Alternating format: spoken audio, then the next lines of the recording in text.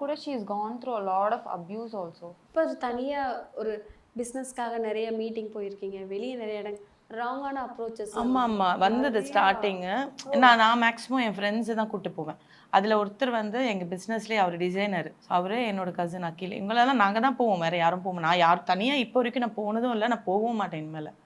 அவங்க அப்பாவோட போனதுக்கப்புறம் என் ஃப்ரெண்ட்ஸோட தான் போயிருக்கேன். அதுக்கப்புறம் கால்ஸ் வரும், நீங்கள் தனியாக வாங்க அப்படின்வாங்க. அந்த பிஸ்னஸ் எனக்கு வேண்டவே வேண்டாம். கால் பண்ணி கூப்பிட்றதை தாண்டி people have tried abusing her also.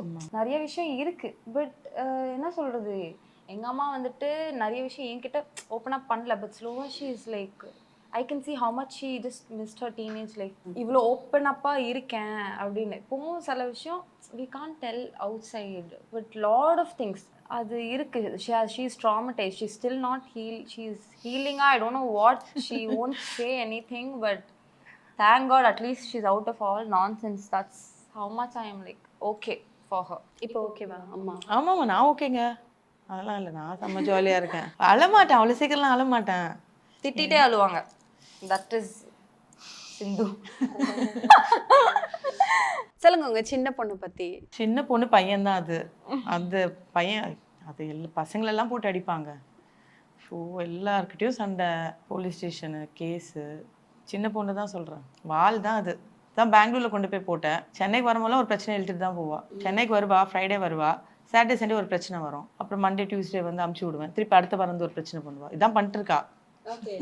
இப்போ நான் சொல்லிட்டேன், நம்ம இதை ஹேண்டில் பண்ணணும், அவன் என்னதான் பண்றான்னு பார்ப்போம், தனியாக விட்டு பார்ப்போம். அதோட கான்செப்ட் பசங்க 2 பேருமே வந்து ரொம்ப பிரேவ் தான். இப்போ பானுமதியை பொறுத்த வரைக்கும் வந்துட்டு வீடியோஸ் எல்லாம் போடுறாங்க, ஒரு மாதிரி ட்ரெஸ் எல்லாம் பண்றாங்க, 2 பீசஸ் எல்லாம் வராங்க இப்படின்னு சொல்லி வந்துட்டு நீங்களுமே அந்த வீடியோஸ் பார்த்துருப்பீங்க. ஒரு அம்மாவா உங்களுக்கு என்ன தோணுது? ஃபஸ்ட்டு போடும்போது அதான் அப்போ அவளோட அந்த பிரேக்கப்ல இருந்தா. பிரேக்கப்பா இருந்தா என்ன இருந்தா பிரேக்கப்பா பிரேக்கப்ல இருந்தா இல்ல இருந்தியா இல்லையா? இருந்துட்டே இருக்கா. பிரேக்கப்க்கு அப்புறம் தான் நான் இதெல்லாம் பண்ண முடிஞ்சிச்சு. அப்பெல்லாம் இல்ல. மீன்ஸ் நான் எது போட்டாலும் பிரச்சனை, எது போஸ்ட் பண்ணாலும் ஒரு பிரச்சனை சொல்லுவாங்க. அதனால எங்க அம்மா கேக்குறாங்க, அப்போ பிரேக்கப்ல இருந்தியா, பேட்சப்ல இருந்தியா? ஒன்னும், ஏன்னா உங்களுக்கு தெரியாம நான் லவ் பண்ணிட்டு இருந்தேன். அழுதுட்டு இருந்தா. லவ் எல்லாம் பண்ணல, டெய்லி அழுதுட்டு இருப்பேன், டிப்ரெஷன்ல இருப்பேன். லவ் பண்ணிட்டு இருக்கும் போதே லவ்வே பண்ணல, அது அழுதுட்டு தான் இருந்தா.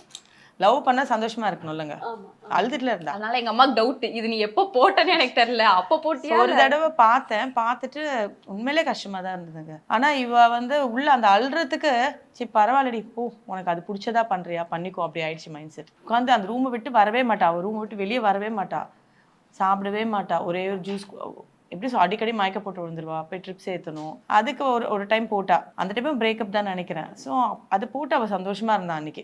அவளுக்கு பிடிச்சி அன்னைக்கு அவள் வெளியே அந்த ரூம் விட்டு வெளியே வந்தா சந்தோஷமா இருந்தா.